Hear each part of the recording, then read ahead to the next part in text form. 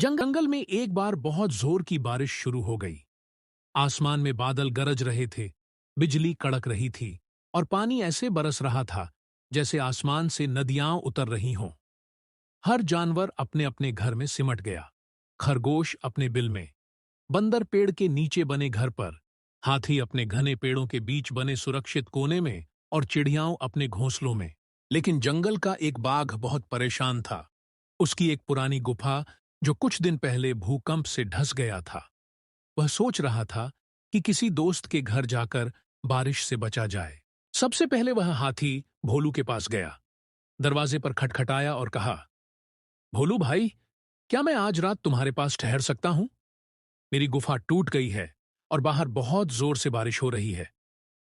हाथी ने थोड़ी देर सोचा, फिर बोला, माफ कीजिए बाघराज, मेरा घर छोटा है और तुम्हारे जैसे बड़े शरीर के लिए जगह नहीं है। कहीं और देख लो।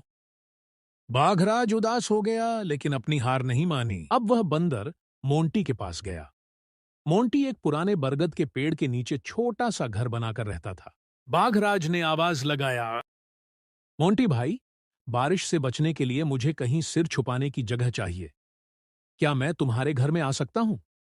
मोंटी ने डरते हुए कहा, बाघराज, तुम तो हमारे जंगल के राजा हो, लेकिन तुम्हारे पंजे और दहाड़ से मेरे बच्चे डर जाएंगे और मेरा घर इतना छोटा है कि तुम मेरे घर में नहीं आ पाओगे।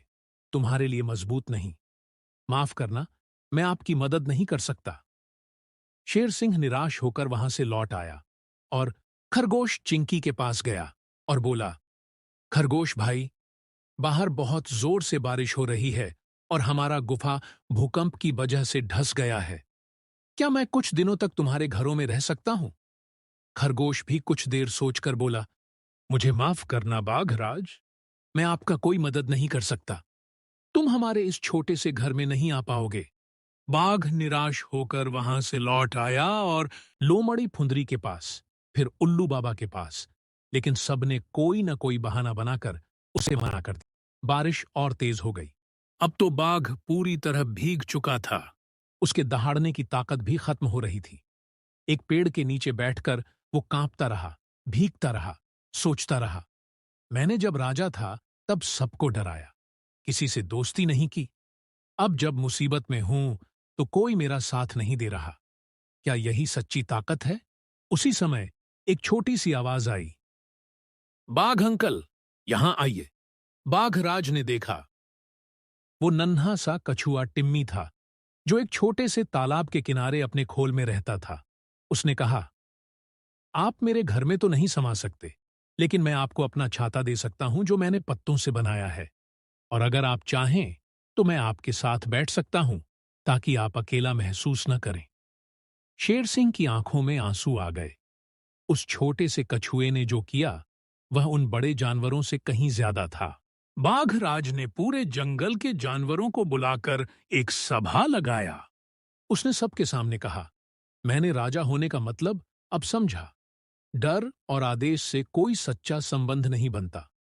जो मुश्किल में काम आते हैं वही सच्चा और अच्छे दोस्त होते हैं। आज से मैं जंगल का एक सेवक बनकर काम करूंगा, न कि सिर्फ राजा बनकर राज करूंगा। सभी जानवर चुप थे। उन्हें शर्म आ रही थी कि उन्होंने अपने राजा को बारिश में भीगने के लिए छोड़ दिया। लेकिन उन्हें यह देखकर खुशी